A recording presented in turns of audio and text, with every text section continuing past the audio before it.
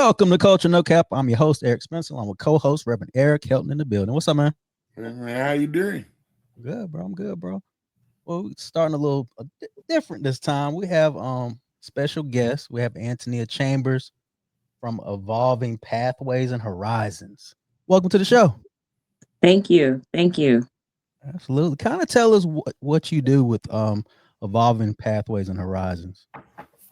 Well, at Evolving Pathways and Horizons, EPH, we provide stable housing that's affordable, low cost for people who are, veterans or seniors, returning citizens, or just people who just generally are having trouble meeting, that 3 times the rent, or, people who might be, in different situations.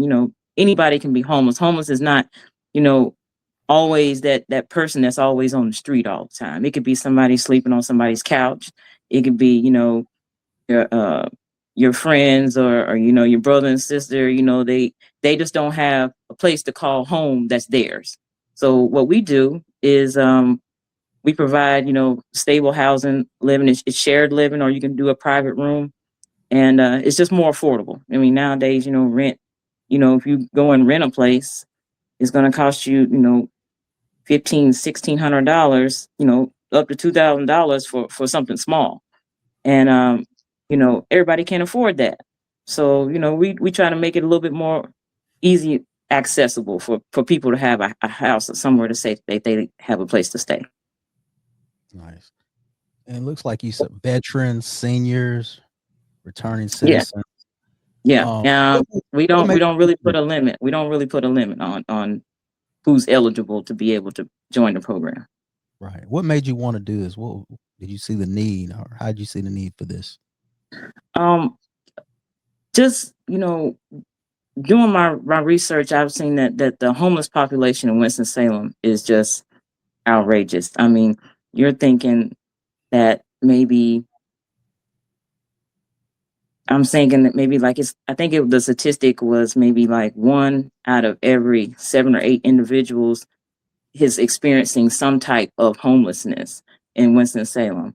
Most of the demographic is, adult males over the age of 55 that kind of fall into that category. Women and children, those are the ones who are just, under the regular panel of homelessness. And then for like the returning citizens, once they're able to be released, a lot of people don't have a place to go. They've lost contact with family members. They may not have stable employment situations. And then, when people are being returned back into society, if they don't have those type of resources, a place to stay, those things in place, they resort back to what got them in that situation in the first place. And so we try to help bridge that. As far as for seniors, a lot of seniors are, maybe doesn't have connection with family members, and they might be out of state. We all heard the stories about people going into different nursing homes or different assisted living places, and it's just deplorable the conditions. And so we're trying to help them have just a more stable place where family can come and visit. They don't have to worry about people just constantly in and out. It's really private, and it's independent. So that means that they are able to feed themselves. They can provide their own transportation. We're really just fostering them a place where they can go and just live. You know what I'm saying? You don't have to worry about being pestered by different people. It's all private. Nice. And who all qualifies? How do you qualify for this assistance?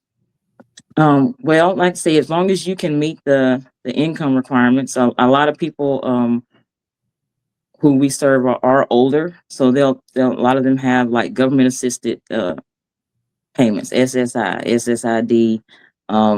Some people get different stipends from the city, from the county. Some people have their rent paid, parcels from community different community entities that are around that can help support. So there's really no restriction as long as you can just meet those income. I mean, like if you can meet the income requirements, you're more than welcome. Right. And I saw here college students, and you also mentioned, I talked to you offline about traveling workers. Yeah, traveling nurses that come in. Yeah, they do. And a lot of them look for temporary housing, especially if they're like a special. They provide a special service. They might not want to get a whole entire house or rent an apartment for a little bit of time where they have to provide furnishings and all that. Our facilities come fully furnished. They have all utilities included. They're secured, so you'll have your privacy. Everybody gets their own individual logins or to access their part of the home. And as far as for college students, especially for those who are coming in from out of state, I think we've reached out to some people at Winston-Salem State, just kind of letting them know, hey, if you've got students coming in that might not necessarily qualify for housing on campus, we're another alternative. That's huge. That's great because, like you said, in this economy, things are tight. Things are tight for a lot of people, and this is a way for them to maybe get back on their feet if they're in hard times. But yeah, it's not. I mean, we don't want housing to be a hindrance for somebody, fulfilling what they're trying to do, what they're trying to move on and do things in their life. I mean, if your housing is stable, if your employment is stable, it's just an overall your mental is you're more focused, you're able to evolve and to do better things. That's why our thing is evolving pathways, because everybody's pathway is not the same. We all get to A to B. It might be a crooked path, but we're all on the same journey. You know what I'm saying? So if I can take that stress away, the stress of having housing, the stress of not knowing if you're going to be able to go, go to place. If we can help alleviate some of that, I mean, that's a huge load off of some people. Oh yeah, definitely. You got anything, Eric, you want to add? No. It sounds real helpful. I do want to ask this: is the rent, is it income based, or is it okay? This is the rent. You just got to meet. So right now our housing starts at $750, and like I say, it's shared living. You have depending on the facility, the location, you can either have a private room, which a private room, a suite will be the room and a bathroom. It'll be that's private. In a shared, most of our tenants living in a shared environment, which they'll have a roommate. Like I say, that starts at $750. Depends on the room size. If I'm able to have a bathroom in that room, like a master suite, or if it has a dedicated area to itself. So that's what kind of depends on which level you fall into. So it's not really a restriction for how much income you can make. I mean, because you like I say, the nurses and doctors, $750, it might not be a deal breaker for them, but if you got to go rent an apartment and you got to go get furniture, washer, dryer, all that stuff, that can kind of put a strain on your finances. So we try to help alleviate some of that with it being fully furnished. You don't have to worry about doing those. We have cable, internet, all that's included in that price. Yeah, wow. It's good. Yeah, y'all take a man who every now and then his wife want to put him out. You can go stay there for a little bit and come back. We try to have residents that are going to be a little longer term. Like I say, you don't want people running in and out the door. He's going to play the game. Just I don't need to take this. yeah. I'm going to my other place. I'm sure that can happen in some places, but we would like you to be long term if possible. Do you sign a lease or? Yes, they do sign a master lease with us. And once you come in, everybody's family. Once you come in the door, we'll give you a little welcome basket.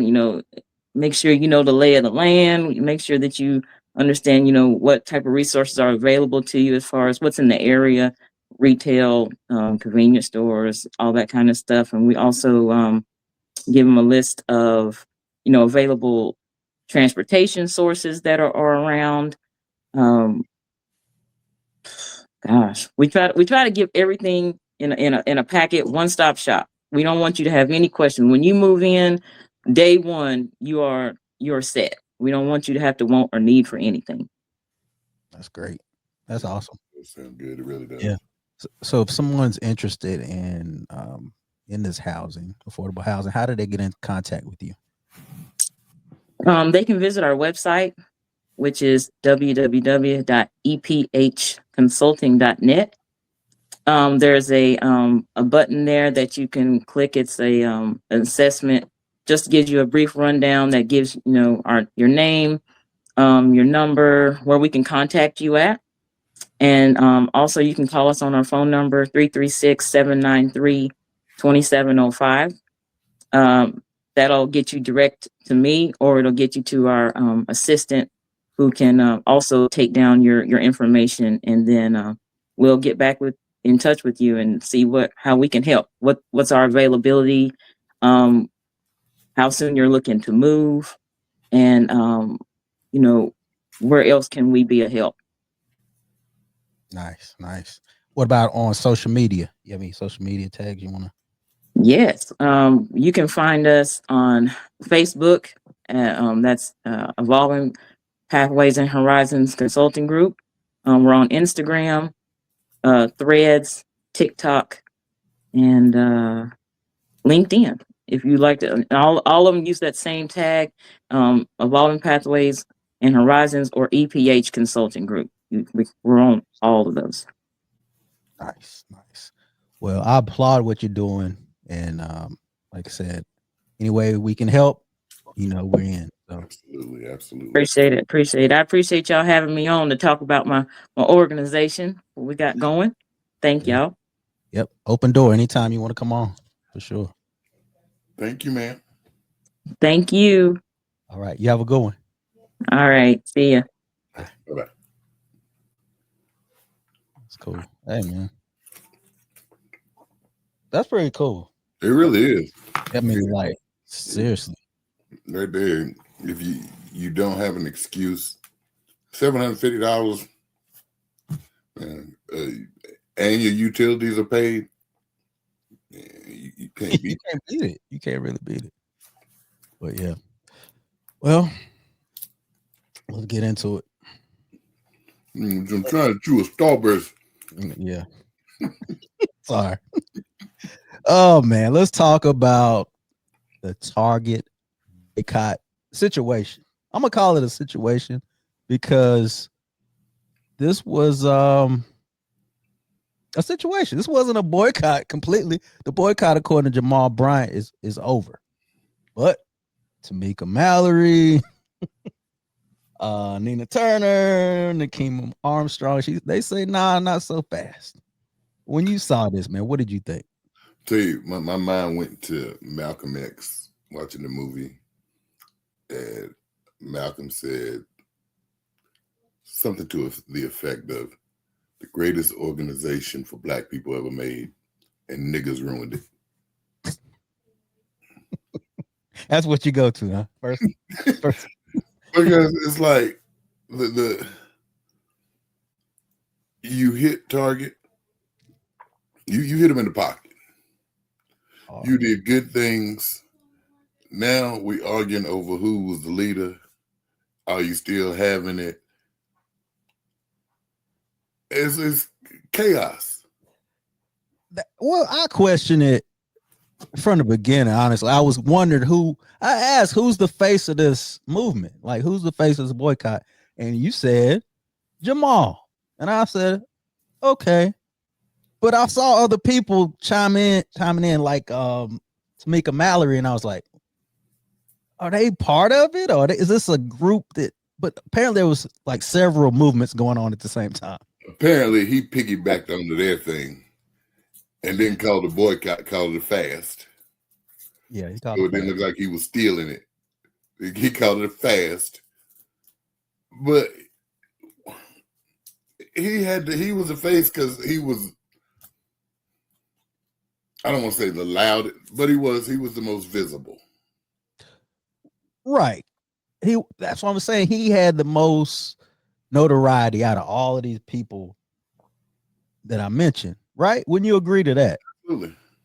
So don't you want somebody with notoriety, with a huge social media presence to be the face of a movement like this? I mean, I would, but I'd also want him to consult the people who actually study the grassroots. I'd like for him to consult them before going on and saying, hey, it's over. That was crazy. Because he did. He said it's over. And everybody's like, okay. And they were like, no. Whoa. Slow down, Jamal. So to me, it seems like there was animosity from the beginning towards him from other people in the boycott. What do you think that? Why do you think that was? Like, why were they upset? Well, that one lady kind of said he jumped on and took their thing. Which, if I don't have the reach that Jamal has, I shouldn't have a problem with him reaching further. Because these guys could have said we're gonna have a nationwide boycott, and it would have just been Minnesota. Yeah, that's where Nakima's from. She's from Minnesota, Minneapolis, where the headquarters is located for Target, which makes sense. But you end up having a Minnesota boycott as opposed to Jamal, whose reach is further than that, and you turn what's a Minnesota boycott into a national fast. I'm not mad at Jamal. I'm mad that he ended it without consulting with. Yeah, that's my only issue with that. Him saying it's over.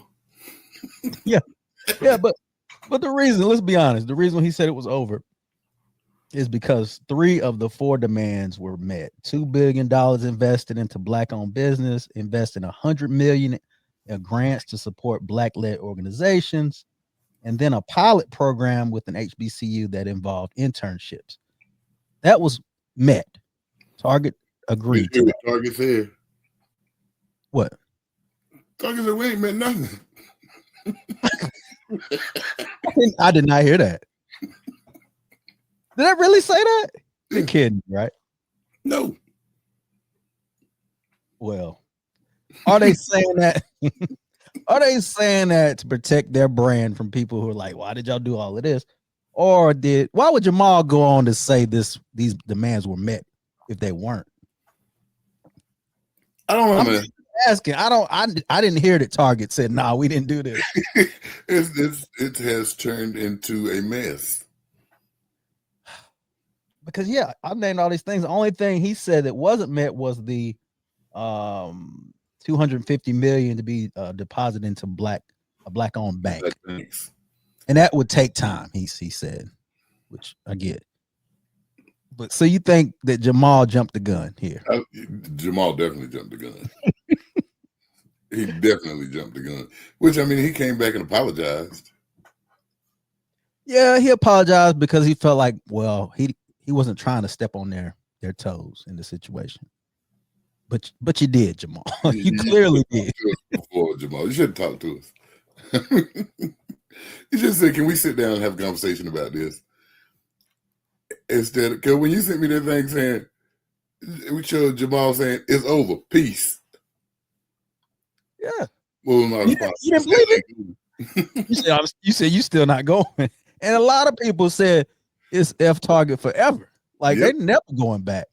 And that's fine because I feel like Target was just a little Target's like a privilege situation. Target's not a Walmart. Target's not a grocery store that most people shop at. Let's be honest. Yeah, because I guarantee the people who have, for the most part, who have fasted from Target ain't missed them. They didn't miss them because either they probably weren't going there in the first place, really, like yourself. You said it. Yeah. You know, let's be honest. There's not a lot of Targets in smaller communities either, especially rural ones. Now, if they said Dollar General, Well, might be a situation. It'd be a little harder because everywhere you turn, you can throw a rock into the Dollar General wherever you at. Yeah, he went after. He said he went after Target because Target is like family. We call it Target. It's like ours, is what he said. He said this, and I was like, "All right, Jamal, you went after them because they were easy. That was kind of an easy situation." Did you go after them because they were easy, or did you go after them because some people had already started going after them and you jumped on it? But that's the problem, though, with a lot of situations. We've even ran into this ourselves, and I'm not trying to be funny, but we ran into a situation where if you don't establish a clear leader in an organization, it could go several different ways.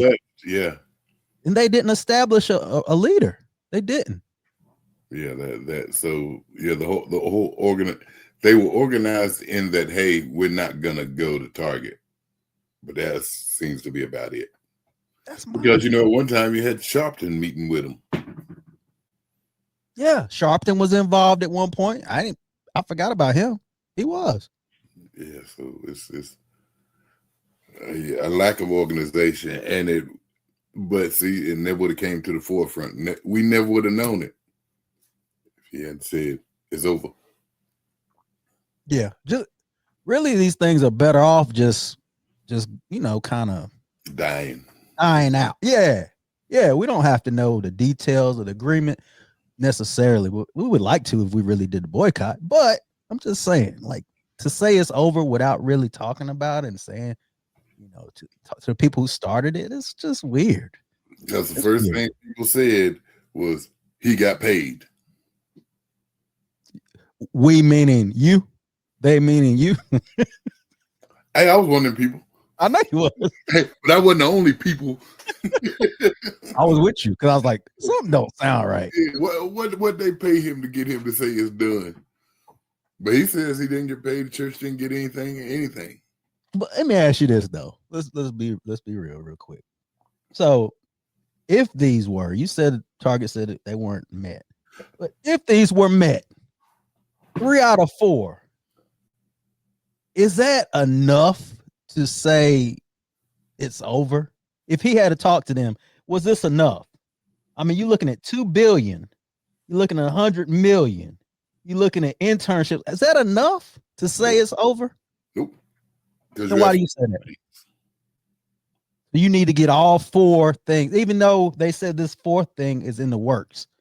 You need to have that met before it ends. Once it gets to working, then you end it. Yeah. I mean, I see where you're going. Now, if I got all 3 of these met and the other one's in the works, just being a negotiator would be like, okay, let's let loose a little bit. This is coming. This is in place. Let's move forward. That was probably what they told him. Like, hey, Jamal, we're losing a lot of money here. You're the face. Bring these people back to Target. You still say no. Yes, still say no. And the ladies, they said that the 4th one was not met, and they also want a public apology. Is that warranted? What you want a public apology for? That's what I said. I'm gonna say it. That's a woman. That's women. That's women. Yeah. Just, I mean, you've gotten, whether they apologize or not, if you get what you want, you got what you wanted. You got what you wanted. And a public apology. That's when she lost me.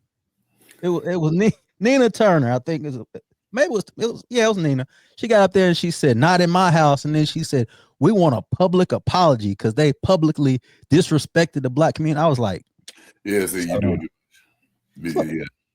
That's not how business works. You don't apologize. Like, they just make things right. That's more important. Make things right. And yeah, the thing is, in real negotiations, everybody gonna feel like they got screwed over some. There you go. Say that one more time for the people in the back. In real negotiation, everybody gonna feel like they got screwed over some. So you get screwed over because you didn't get your apology. They get screwed over because they got to do all this stuff. So, man. Can a woman lead? Yes. A civil rights movement, especially when it comes to the black community? Can a woman lead that? Yes. You think so? See, it hasn't been done, so I'm asking you, can it be done? It can be done if we didn't think that we had to be the leaders.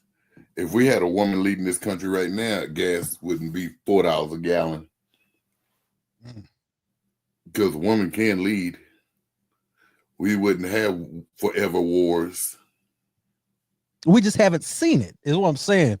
There's no proof in it, is what I'm saying. There's no evidence here in the United States. Yeah, so somebody needs to be first. Will that ever happen?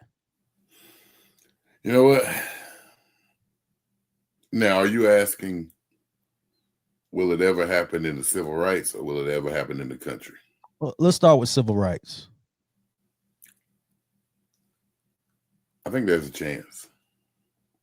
There's a chance because really, if we're going to have this type of movement, as much as, and I know people getting moved away from all this, it starts with a foundation in the church.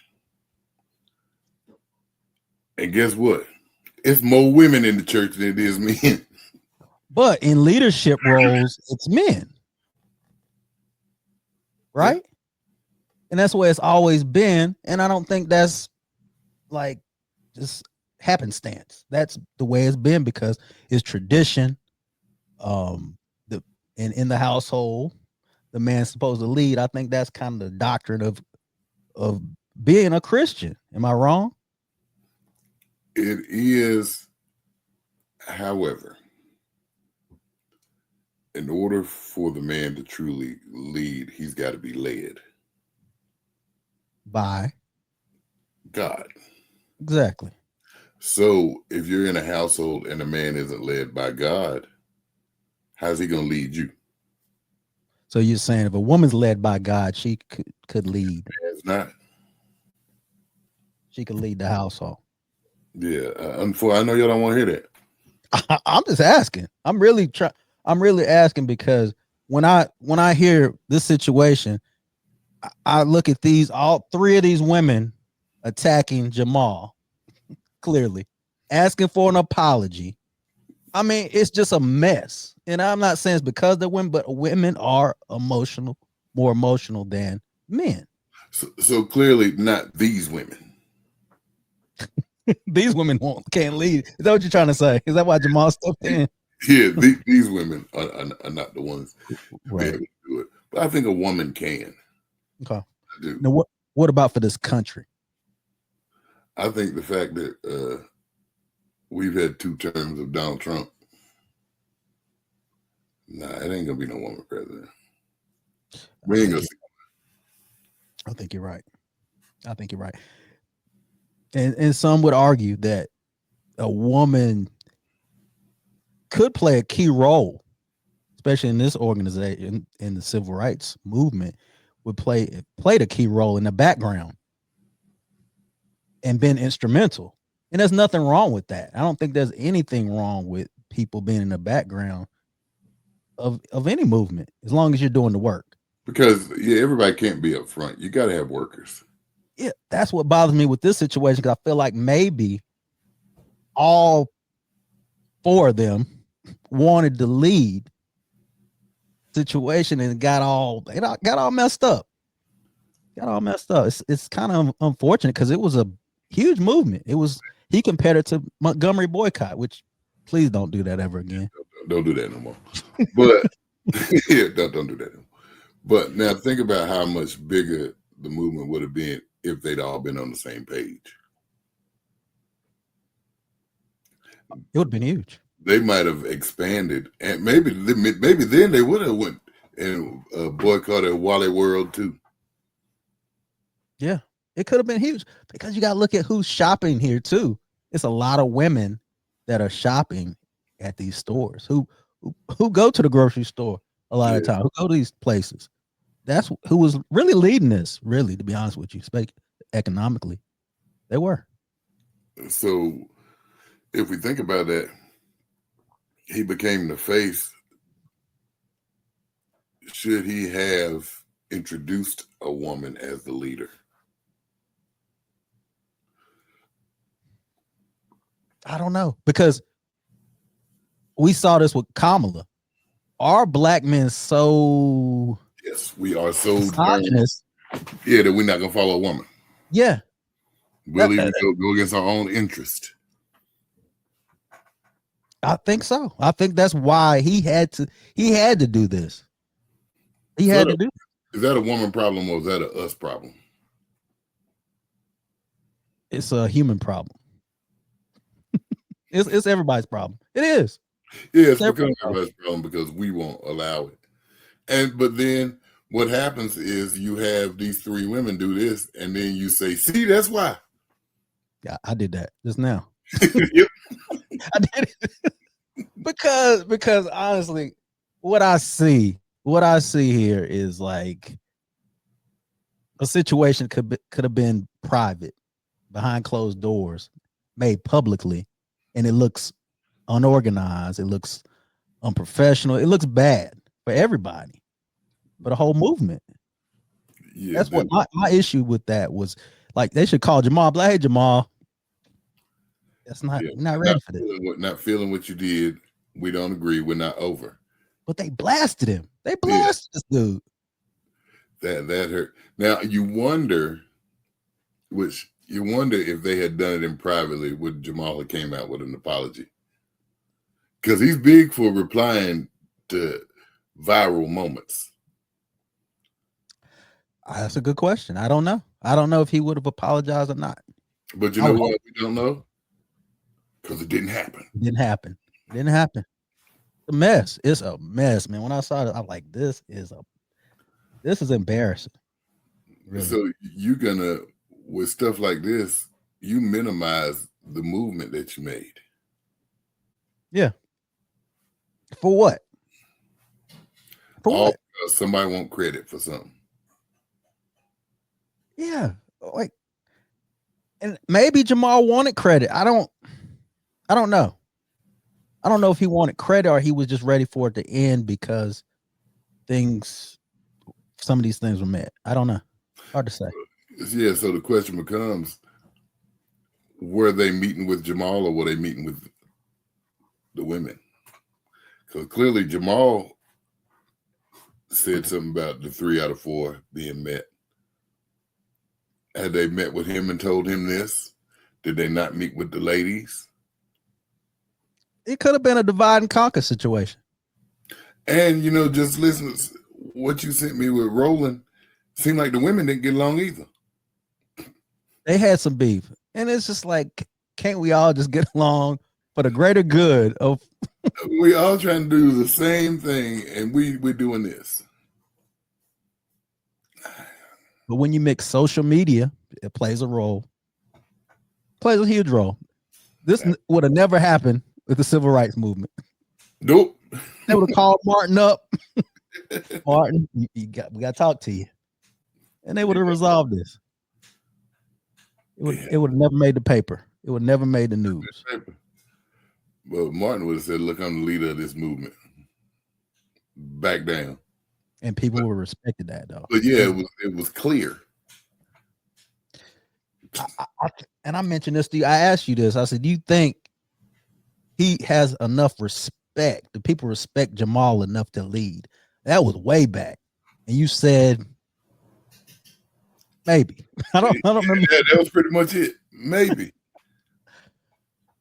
Maybe because people like to dig into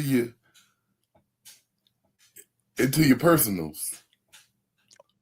Or do you put your personals out there? He ain't put those personals out there.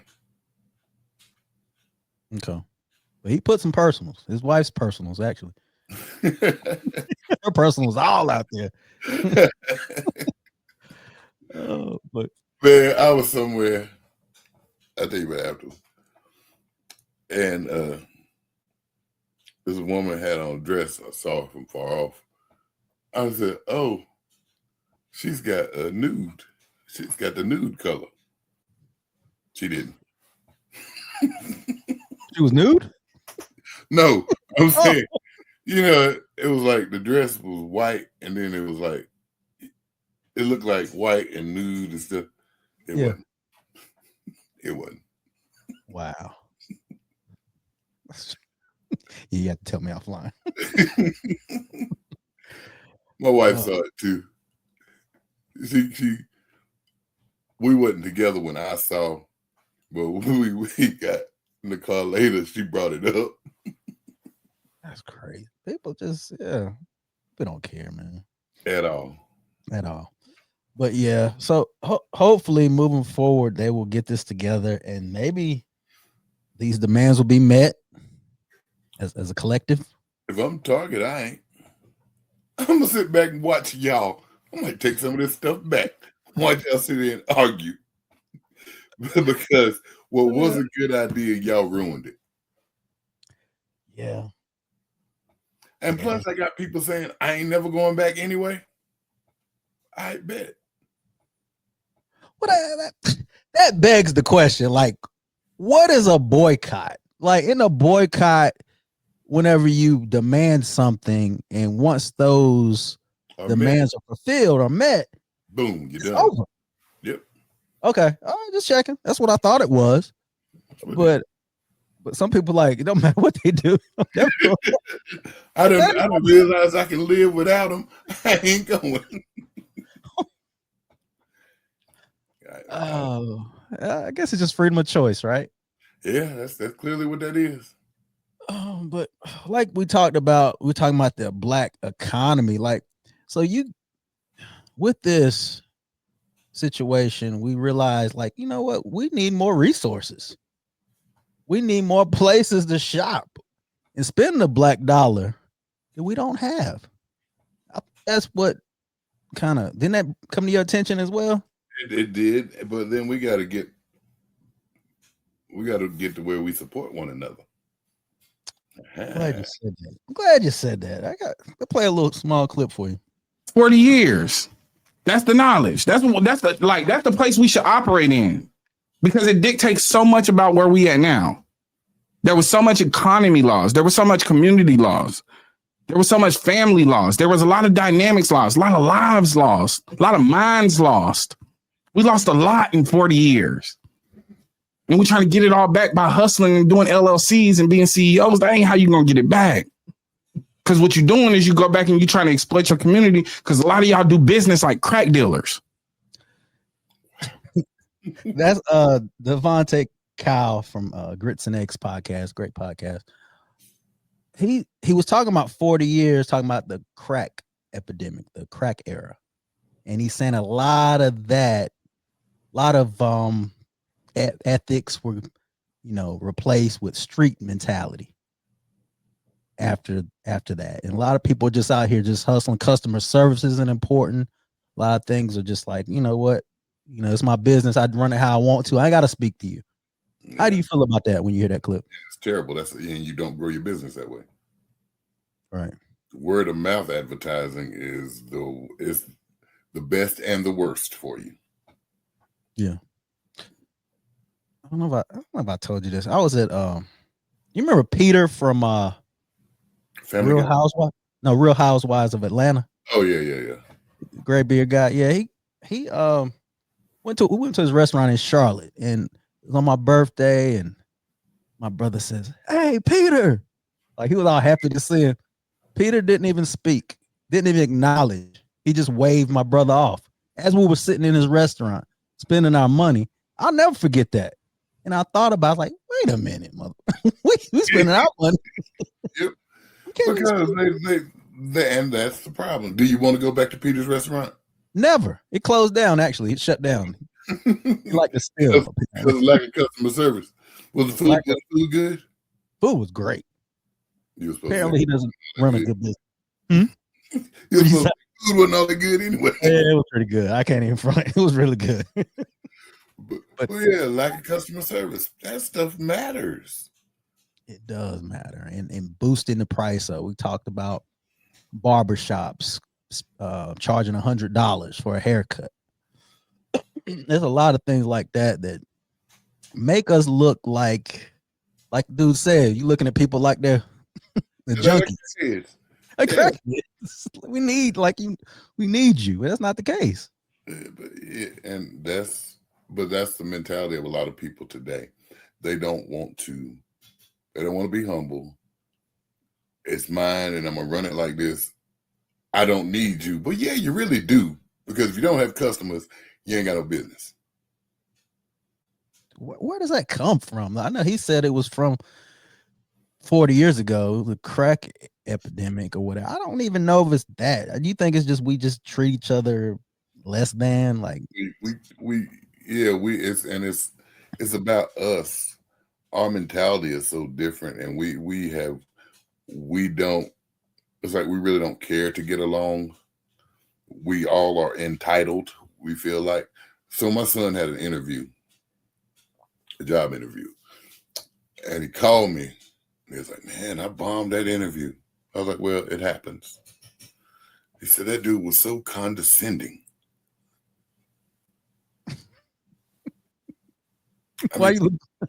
I look at the phone, I'm like, wait a minute. Because he was telling me, I said, wait a minute, here's what you got to understand, bro. He got the job. You won't. So how you going to have an attitude with him? Yeah. Instead of learning to humble yourself and get where he is. But see, now we don't want to do that. We got this big attitude. How dare you ask me that question? It's a job interview. Yeah, that's true. So you think that's part of it too? Lack of humility for some business owners. They're like, I don't need y'all. Like, I made it. I'm asking you these questions, and I don't know that. And our young people, their hair triggered. Mm-hmm. So I don't know if the man was really condescending or if he just asked you something you didn't want to ask. Because at one point he said he wanted to role play. I told him I don't like to role play. Yeah, that's what people do. That's what they do on job interviews. They do. What would you do in this situation? Yeah. So I'm like, you do realize he's the one that has to say whether or not you get hired. You tell him what you don't like to do, and you ain't even got a job. Yeah. It's crazy. It's crazy to even think about, but it's a thing. It's a real thing, man. Humility and just knowing what to expect. Like interviews, they can be tough, but you gotta come in real like open-minded. Yeah, you got to be prepared for anything, and really sometimes it's a learning process for you. I'll do this better on my next one. There you go. Yeah. But it's that attitude. We have that attitude when we're the employee. Now, how is our attitude going to be when we own it? It don't change. It's worse. It's worse. It's some situation that's worse, unfortunately. But like, oh man, it's got to get better. Well, somebody got a new job. Erika Kirk, she is now the Air Force Academy Board of Visitors. She's on that board. When you hear this, man, what three letters come to your head? DEI. Or DIE. All he had to do was DIE. Yeah, because this was Charlie's role before he was killed. As if Charlie was, as if he was, qualified. That either, yeah.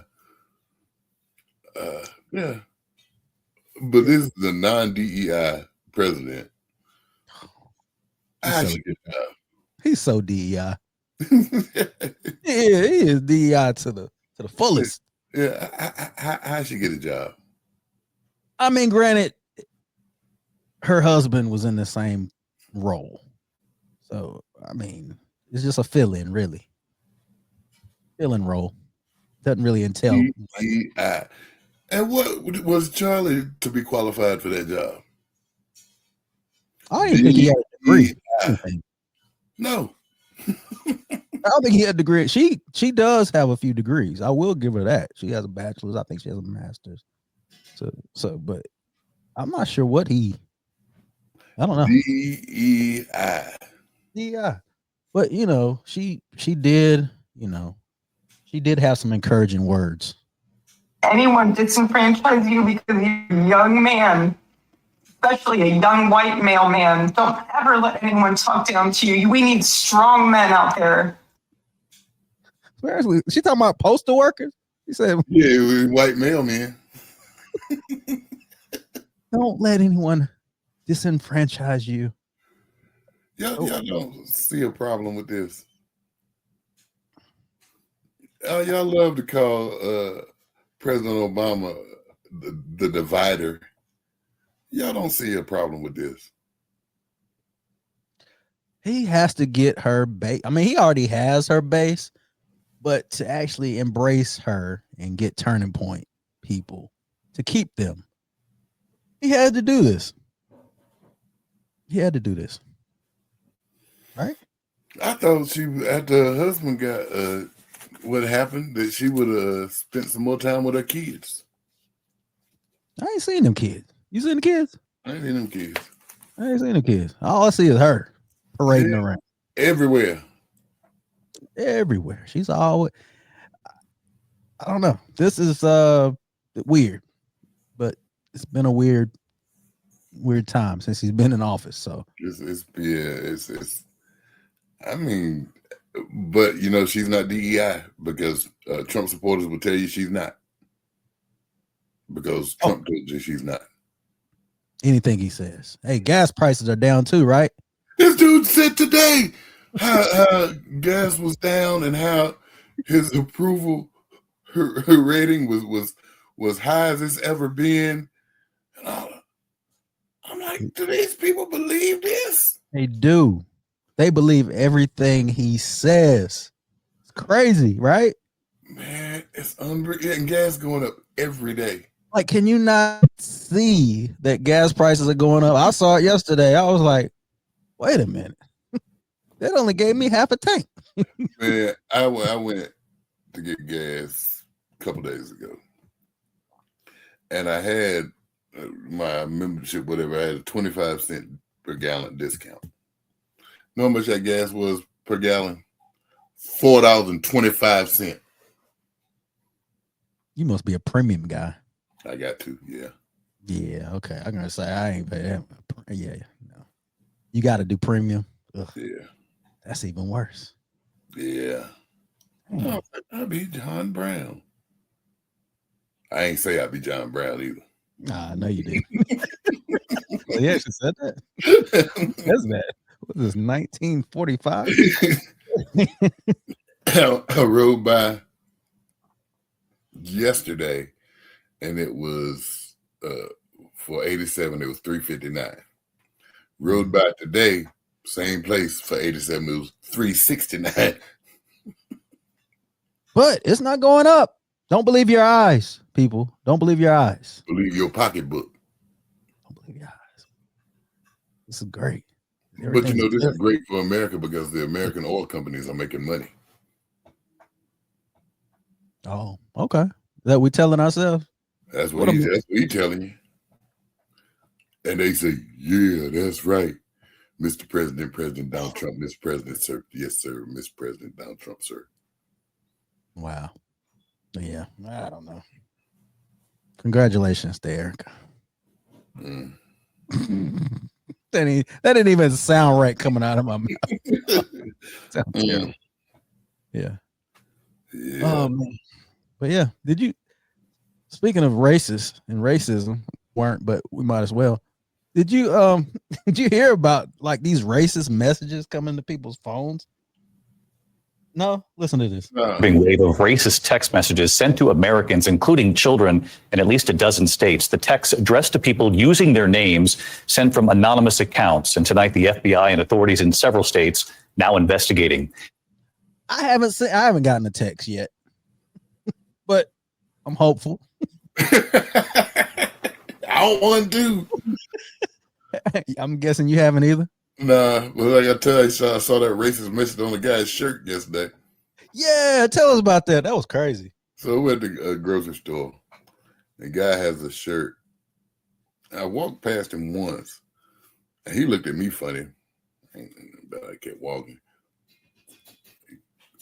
And I said, man, it's a Confederate flag on the front of his shirt. I was like, people do that just to show their jackassery. Mm-hmm. So we were going down the same aisle, and he started walking his way, and I looked at the back of his shirt, and the back of his shirt said, 150 years later, it's obvious the South was right. I said to my wife, I said, you see what that jackass got on the back of his shirt? Crazy. They bold, man. They are bold. That's amazing. And he had that for a minute, because if he going by 1865, that would have been 2015. He bought that shirt, and he still want to wear it, and has the nerve to wear it out in public. Doesn't care. He doesn't care. He knows he thinks he's protected. I say think. And I promise you, they didn't just make one shirt like that. Oh no, he probably sold out. Mm-hmm. First week. Yeah, that's crazy, man. And I know you were tempted. I know you wanted to. I wanted to. I wanted to, but then I didn't want to act like the one, Yeah, I get it. But yeah, I mean, and we see stuff, and of course we see messages on our page. But yeah, I ain't got no text saying, hey, Eric, you big black baboon. Wouldn't that be terrible? Like, I mean, please, people, do not do that stuff. But wouldn't that be awful, though? Yes. Especially you don't know who it came from. Yeah. And I'd be texting back. And I'd be sitting there arguing with him. Yeah. Might have to leave work. I'm like, hey, I got to go. I got a racist message. Yeah. What? And see, that's because, we don't like to, but sometimes we feel obligated to say something back. You got to. I mean, you cannot just not say anything. Yeah, just like them people with the drive-bys. Somebody had a comment. I had a comment when we were asking what Trump had done for America. And some smart aleck said, just looking at this clip, I could tell if someone were to explain it to you that you wouldn't understand. So, you know how it is. It was on the tube. And, if somebody replies to your comment on the tube, you get a notification. Mm-hmm. So I replied to their comment directly, please explain.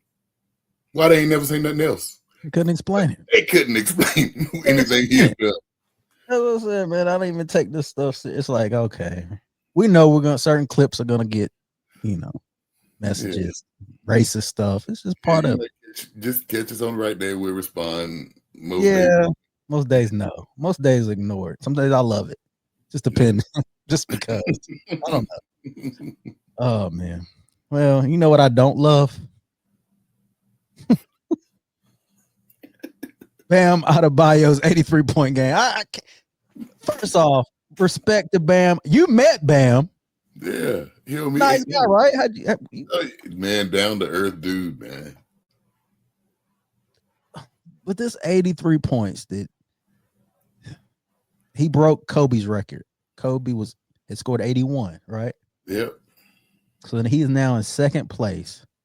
How do you feel like this 83 points was the same as Kobe's 81 in any form or fashion? His 83 was different than Kobe's.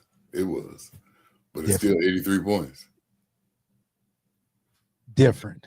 It's different. It's different than Kobe's. It is. I mean, they work to get him to that. Which I mean, if I'm playing a game and I score 30 in the first quarter, I'm going for 83. I'm trying my best to get there. Yeah, if you're trying your best, fair. But if you're trying your best and you got people assisting you, including the other team, I don't know that the other team was really helping him. I know his teammates started fouling to stop the clock.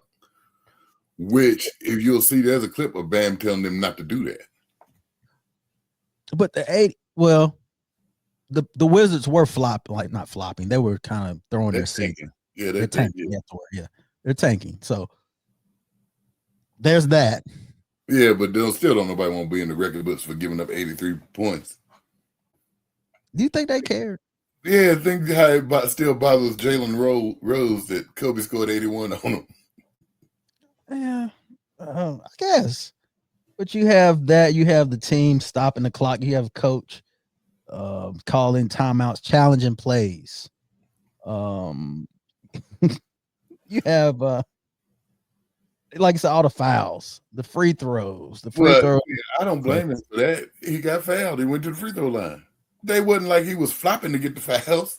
36 made free throws, 43 attempts. I bet you Shaq got 43 attempts. He wouldn't make 36. No, I bet you wouldn't either. Probably got 14. 22. You're right. 22 3-point attempts. Tied for third most in the NBA. He was going for it. When he scored 30 in that first quarter, he was like, shoot, let's see where we can get. Then he had 41 at halftime. I was like, let's go for it. Again, I'm not mad at Bam for going for it. I'm not mad at Bam at all. But I do question the NBA's integrity and the integrity of the game at this point. Is that not in question to you? Kobe scored 81. Kobe was trying to win. Kobe was trying to win that game. They were down. Yeah, but they still won by like 18. They did because of his performance. This was different, man. You said this was different. You're right. It was different, but I mean they couldn't guard Bam. You could tell that early in the game. He was rolling. He balled. I told you that. I was like, he balled. But there's always gonna be a little asterisk beside his 83. It's just gonna be that way, man. I'm sorry because it just didn't look right. Asterisk by Wilt's 100 and nobody saw it. Oh, there is. There is. Oh, you see the picture like Stephen A. Smith with the 100. That's all you see. Right. Nobody. So Wilt Chamberlain's record wasn't televised. Yeah. So it is in question. Only thing we saw was Bam's 83 and we saw Kobe's 81.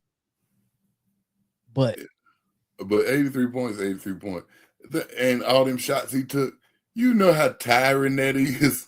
Oh, he's conditioned. I ain't taking nothing away from Bam. I'm just saying it looks funny when everybody's trying to assist you. And Kobe just went for it. He went for it. He didn't have any assistance. But that was also on the West Coast. Did we see that? I mean, did we see that he wasn't getting no help? Now I know they wasn't fouling to stop the clock and stuff. I watched it not too long ago. I mean, it's on YouTube. It just looked like he was trying to win. You know, Kobe was. Kobe was a beast. Yeah. Well, I mean, I don't think you don't have to downgrade Kobe just because he scored 83. He scored 83. I know. And I think it's because of the way it happened and it's Bam. Yeah, part of it is Kobe, though. It's really because it's not really because it's Bam. It's because it's Kobe. It's Kobe. Legendary. We didn't want his record. I know records are meant to be broken. But yeah, we didn't want his. Yeah, and that to me is Bam is getting a lot. Which I mean, he took a lot of shots. He didn't shoot as good a percentage as Kobe. He took a lot of free throws. His teammates tried to help him out. It was sloppy. He's not Kobe. It was just a sloppy way to win out and beat a legend like Kobe. It just didn't felt a little. It felt icky. And it was grandma's birthday. Was it? Mm-hmm. I know Asia was there. I think his mom was there. Mama was there too. Yeah, I mean, again, like you said, you said met him. You say he's a nice guy. I believe that. He's real down to earth. He like a regular dude. He just happened to be 6'9", right? and got make 30-something million a year. He's just a regular dude. Regular dude. Besides that, Yeah. But congrats to him, and I hate it for him that everybody's kind of like not really talking about. Oh, he got 83 points, beat the record. It's more like look at how. Yeah, they more. If that was the case, why ain't more people got 83 though? It's gonna happen. If it was as easy as they trying to make Bams look. I know. It's gonna happen. It might happen this season. Well, it won't happen this season, but it'll probably happen next season. Somebody's gonna beat that. In this NBA of no defense. Records are meant to be broken though. Say what now? Records are meant to be broken. They are, and it's gonna happen. And I think if it does happen again, everybody's gonna kind of look at. Oh, question. So you think with him breaking Kobe's record, you think he's a Hall of Famer? I do have to ask you. He's a Hall of Famer anyway. The reason I say that is because the Basketball Hall of Fame is different than the NFL Hall of Fame. The NFL Hall of Fame is the Pro Football Hall of Fame. The Basketball Hall of Fame is the Basketball Hall of Fame. There's a lot of guys in the Hall of Fame that probably, if they was in another sport with their same credentials, wouldn't be in. Because you really think? Do you think? I mean, do you think Dwight Howard's a Hall of Famer? No, but he is. He just got in. He just retired too. As much as I love him, based off his pro career, you think Grant Hill's a Hall of Famer? No, he didn't have a career. Yeah, you're pretty much saying the bar is pretty low to get in the Hall of Fame. It's different. I mean, because they go your whole basketball. Not that it's a low bar, because everybody don't get into it. But yeah, it's different. Yeah, so he probably gets in the Hall of Fame anyway. Well, he's I think he has to win he's got to win, right? Not in basketball. That's interesting. He's an Olympic champion. Yeah. So yeah. We'll see, man. But yeah, he's only 27, 28. He got a lot of basketball left. Yeah, he's young now, but he made it. He beat Kobe. Wilt's record will be broken and hopefully televised. I don't know, man. I think so, man. The way people shoot threes also now. Oh, yeah. Yeah, we'll see. We'll see. Maybe we'll see. Well, since we're talking about the NBA, Magic City night was canceled. It's supposed to be tonight, actually. Wise decision. Why? You think that was wise? Yes. Why do you think it was wise, man? Because it was Magic City night. What is Magic City? It's a strip club. That's why it was canceled. It was gonna be full of lemon pepper wings and T.I. performing. Tease. Oh. No, not titties. T.I. T.I. Oh. Wise decision, NBA. Very wise decision. Yeah, they moved on, man. I'm not sure if you checked out Jack Harlow. He put out an album. He said he got blacker on this album he put out. I was like, what does that even mean? What does that mean? I don't have a clue.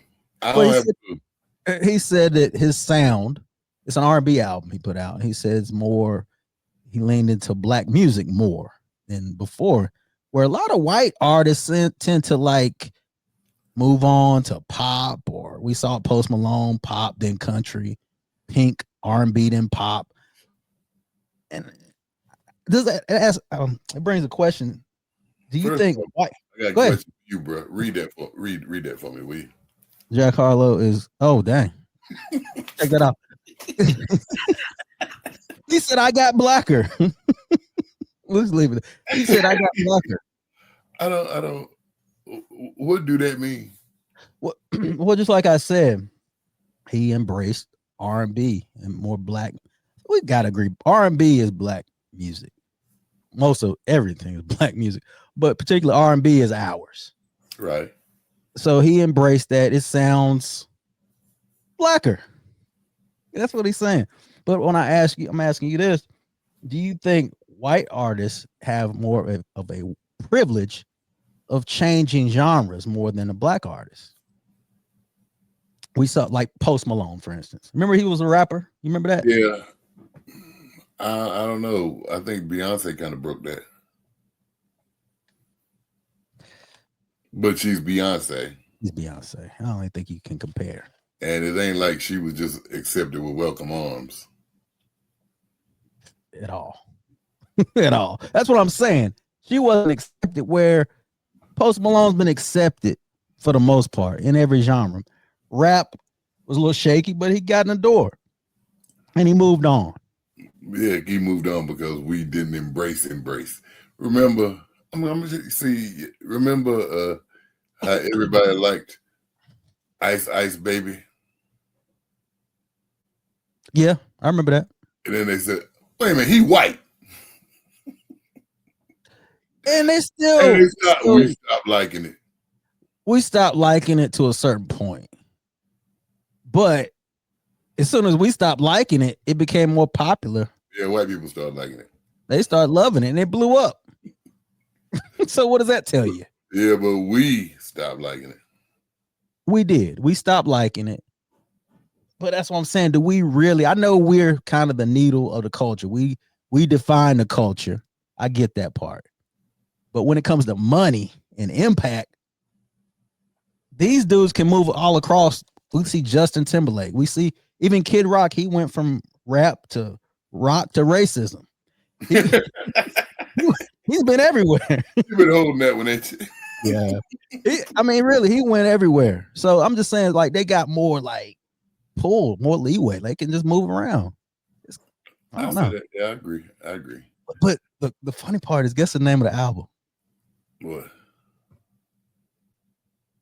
Monica? Mm-hmm. Say it slowly. Monica.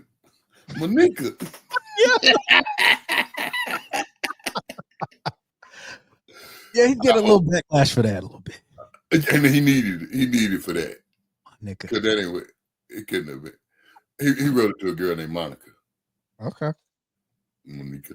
You say see, that's too far there, Jackie. Jackie. It's Jack. Jackie. Have you listened to it? I got through about 3 songs. You ain't like it, huh? To me, only white people that can sing R&B and I respect is probably John B. And that's about it. Robin Thicke can sing it. Oh, I'm sorry. Robin Thicke, John B. That's it. Justin Timberlake can't get into him. Nah. Not much. That's about it. What about you? I ain't listened to it. Yeah, it's I don't know. It like I said, it's kind of neo soul ish, but nah, bro. He ain't got no song coming. He could do it. Yeah, I think that might be the first song. But I'm not listening to that one. He's not saying what he's saying. He's just saying the girl's name. It's play like it's a girl, but people are just saying like he got blacker, and then you name the album Monica. I'm just saying. So we thinking too deep into it. We could be, but it's funny. I don't know. Definitely funny. It's definitely funny. Oh man. Yeah. Oh boy. But wow. I gotta play this one for you, man. I know you sent this to me. Oh boy. I am asking that all church members bring a copy of your tax return so that I can review them. I hope to stop some of y'all playing in my face during tithes and offerings. He said a pastor asking for the congregation to bring their copies of their tax return. He tired of the congregation playing in his face. He want his money. Is this It's too much. Yes. Too much? Yes. Is this real? Like I was questioning. This is real. Wow. I've heard of churches that do that. It's real. I can't. First off, I don't mess with the money. Okay. So I don't know who give what. You teach them about the tithe. It's on them. So you don't need to see the taxes, huh? What you gonna kick them out of church if they ain't giving what you think they should give? They will stop playing in your face. Man, ain't no way in the world I'd do that. Mm-mm. I was like this. Lock them up. Oh, man. Lock them up. That's what You think about how many people be like, I'm out of here. You teach them the importance of giving. Right. And you leave it alone. There you go. Man, I ain't no way in the world. Not gonna do it, bro. I thought it was strange, man. Like, it's a bad look. That's why I said, man, these moments that are captured on social media from these pastors is terrible. But the thing is, it ain't as strange as you think. I never did this. He ain't the only one that does stuff like that. I would not want to go to a church. I'd be like, I'm out. And there were people in there that was like, amen. Amen. Yeah, that ain't the move for me to make. Nope.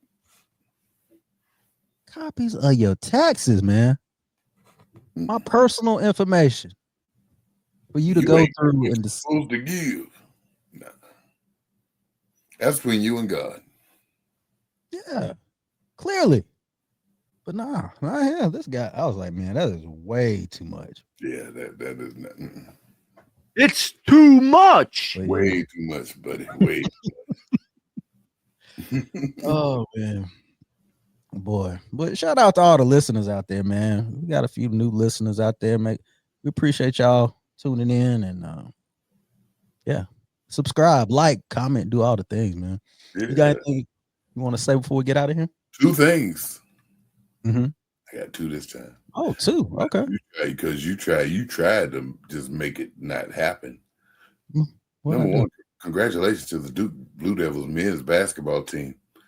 Duke University became the first school in ACC history to have a team win the football championship, the women's championship, and the men's championship in the same season. Congratulations to Duke. Let's go get number 6. Didn't we already talk about this? No. Oh, yeah, we did. Coach was on here last week. We brought it up. The ACC championship wasn't until Saturday. Oh yeah, that's right. Yeah, congrats. Let's go get this ring. Ain't nobody giving you no respect because you won it with 7 players and you were 2 starters down and you didn't make the excuse. We're missing a starter. We're missing a starter. Lock them up. Oh man, lock them up. What are you saying?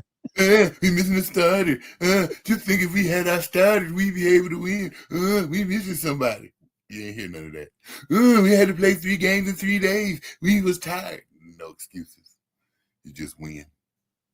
Congratulations, Duke. And my second thing. What is it? Donald Trump don't like black people. Oh man, good pod as always. Make sure we shout out the evolving EPH. Yeah, EPH.